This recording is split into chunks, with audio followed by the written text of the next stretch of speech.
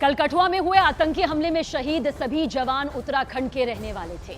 उत्तराखंड के सीएम पुष्कर सिंह धामी ने सभी जवानों को श्रद्धांजलि दी, तो वहीं राष्ट्रपति द्रौपदी मुर्मू ने आतंकी हमले की कड़ी निंदा की। आज पठानकोट में शहीद जवानों को श्रद्धांजलि दी जाएगी। तो जवानों की गाड़ी पर घात लगाए बैठे आतंकियों ने सोची समझी साजिश के तहत इस नापाक हमले को अंजाम दिया, जिसमें हमने अपने 5 जवानों को गंवाया। 5 जवानों ने शहादत हासिल की। शहीद आदर्श नेगी की तस्वीर इस वक्त आपके सामने है। हालांकि हम ये जानते हैं कि हमारे जवान लगातार मुंहतोड़ जवाब इन आतंकियों को देते आए हैं। बहुत ही कष्टकारी है, दुखद है, लेकिन हमारे 5 जवान जिन्होंने अपना सर्वोच्च बलिदान दिया है भारत माता की रक्षा के लिए, हम सब की रक्षा के लिए, उनका बलिदान बेकार नहीं जाएगा और पूरा राष्ट्र उनको याद करेगा। हम सब, पूरा उत्तराखंड, पूरा देश उन वीर जवान शहीद परिवारों के साथ है, हर प्रकार से साथ है। पहले तो ये बड़ी एक दुखद घटना है और एक ट्रेजिक घटना है कि हमारे 5 जवान जो हैं वो आर्मी के फोर्सेस के एक मिलिटेंट अटैक में शहीद हो गए हैं। तो ये बहुत ही हमारी एक अफसोस की बात है और हम उनको ईश्वर से दुआ करते हैं कि ईश्वर उनके परिवार को इस दुख को सहने की शक्ति दे और उनकी आत्मा को शांति दे। तो जो उसके साथ मैं ये भी कहूँगा कि जिन्होंने जो भी ये काम किया है उनके खिलाफ हमारी सिक्योरिटी फोर्सेस, हमारा प्रशासन सख्त से सख्त कार्रवाई करेगा। कठुआ में आतंकी हमले के बाद सेना ने ऑपरेशन को तेज करते हुए स्पेशल फोर्स को मुठभेड़ वाली जगह पर उतारा। रात में हेलीकॉप्टर से विशेष कमांडो कठुआ पहुंचे। पूरे एक्शन मोड में प्रशासन है, कानून व्यवस्था है और साथ ही हमारे वो कमांडोज भी हैं जो जानते हैं कि हर कीमत पर इन आतंकियों का खात्मा उन्हें करना है। जंगल में छिपे आतंकियों की नाइट विजन कैमरे और ड्रोन से तेजी से मुस्तैदी के साथ चप्पे चप्पे पर तलाशी ली जा रही है। हेलीकॉप्टर के जरिए भी आतंकियों की तलाश जारी है। दरअसल कल कठुआ में हुए हमले में 5 जवान शहीद हो गए थे, वहीं 3 की हालत गंभीर बताई जा रही है। इस ऑपरेशन में special force, Jammu Kashmir police, SOG, अर्धसैनिक बल शामिल हैं ताकि हर कीमत पर आतंकियों पर पैनी नजर रखी जा सके। बिल्कुल, मैं इस वक्त जो ग्राउंड जीरो है वहाँ मौजूद हूँ और यही वो ट्रक है जिस पे कल हमला हुआ था। ग्रेनेड फेंका गया, उसके बाद ताबड़तोड़ जो है वो फायरिंग की गई और मेरे हाथ में आपको मैं दिखाता हूँ, यही वो AK-56 की जो गोलियां हैं उसके खोल है और ये अभी भी यही पड़े हुए हैं जो मेरे पास है इस वक्त। तो इससे ये आप लगा सकते हैं अंदाजा के जो 4 से 5 जो आतंकवादी हैं उनके पास AK-56 जो है वो राइफल रही होगी और उसी के चलते जो है ये प्लान के साथ किया हुआ अटैक है। ऐसा नहीं लगता है देखकर कि यका वो आए और अटैक कर दिया, क्योंकि जिस तरह की टोपोग्राफी है और जिस तरह का टेरेन है, ऐसे में लगता है कि उनको ये मालूम था कि यहाँ पे जो रास्ता है वो काफी खस्ता हाल है और यहाँ पे जो स्पीड है वो काफी कम हो जाएगी। जो मैंने यहाँ पे एक चीज जो है वो ऑब्जर्व की है कि यहाँ पे जो गाड़ी है आप ज्यादा तेज चला नहीं सकते। तो ये आतंकवादी ने रेकी की होगी कि यहाँ पे जो स्पीड स्लो होगी तब हमला करना काफी आसान रहा होगा। पहले ग्रेनेड फेंका, उसके बाद जो है गाड़ी जब काफिला रुक गया उसके बाद जो है फायरिंग की और 4 से 5 जो आतंकवादी हो सकते हैं, क्योंकि 2 ट्रक पे हमला किया गया है। जो सामने एक ट्रक है उस पे भी हमला हुआ है और जो मैंने अपने पास जो एक ट्रक को दिखाया उस पे भी हमला किया गया। वहां पे जो ब्लड स्टेन्स हैं वो पड़े हुए हैं। और देखिए, कठुआ में सेना के जवानों पर हुए कायराना हमले के बाद अब सुरक्षा बल ने पूरे इलाके को घेर लिया है, क्योंकि ये इलाका चुनौतियों से भरा हुआ है। चप्पे चप्पे पर आतंकियों की बेहद तेजी के साथ तलाश की जा रही है ताकि इन आतंकियों को धर दबोचा जा सके। 5 जवानों की शहादत का बदला लेने के लिए सेना फुल एक्शन मोड में दिखाई दे रही है।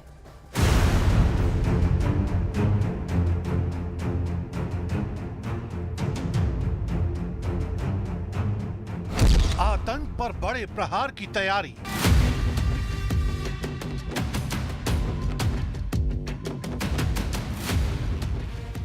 कठुआ में सेना का search operation.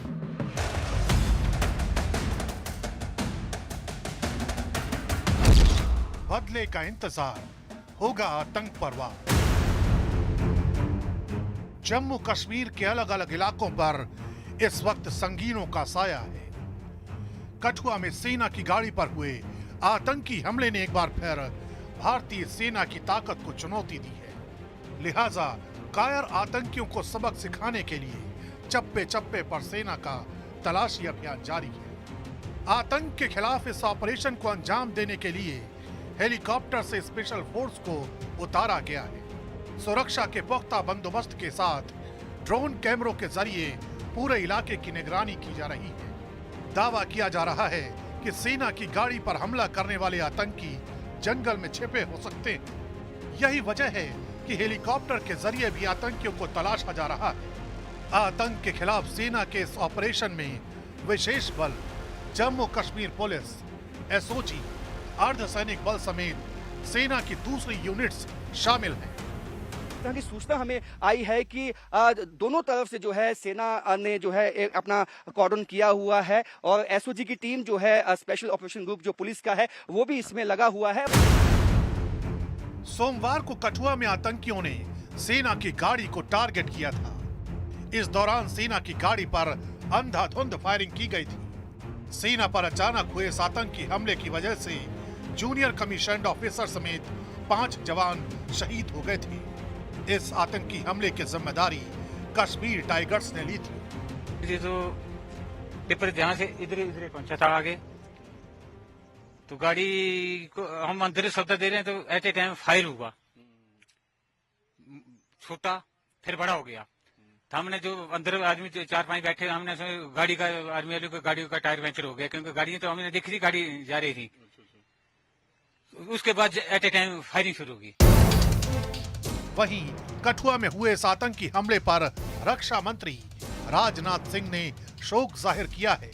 Social media platform x पर उन्होंने लिखा, जम्मू कश्मीर के कठुआ के बदनोटा में एक आतंकवादी हमले में 5 जवानों की मौत से मुझे गहरा दुख हुआ है। शोक संतप्त परिवारों के प्रति मेरी गहरी संवेदना है। इस कठिन समय में राष्ट्र उनके साथ मजबूती से खड़ा है।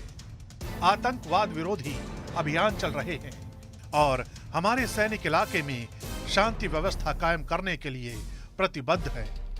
जम्मू कश्मीर में बीते 2 महीने के भीतर आतंकी कई वारदातों को अंजाम दे चुके हैं। यही वजह है कि आतंकियों को पोसने वाले पाकिस्तान के खिलाफ भी लोगों का गुस्सा फूटने लगा है। पहला कारण ऐसा है कि बारिश के समय पर जब बहुत तेज बारिश होती है तब जो इनके इन्फिल्ट्रेटिंग रूट्स है वो रूट से अंदर आना बहुत आसान हो जाता है, क्योंकि बारिश के समय पर थोड़े से जो रूट्स होते हैं वो ओपन हो जाते हैं और वहाँ से आना बहुत आसान होता है। दूसरी चीज़ ऐसी कि लोकल का सपोर्ट अभी उनको मिल रहा है, जो बहुत एक सरप्राइजिंग चीज़ है। दरअसल जिस तरह से आतंक का फन लगातार उठ रहा है, ठीक उसी तरह सेना ने उस फन को कुचलने का भी काम किया है। यही वजह है कि आतंकी सेना के एक्शन से बौखलाए हुए हैं।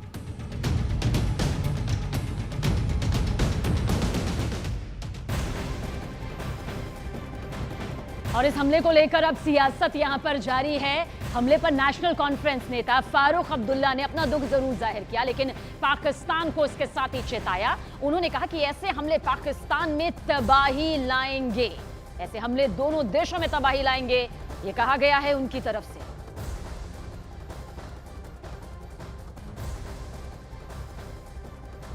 टेररिज्म किसी को मदद नहीं करेगी।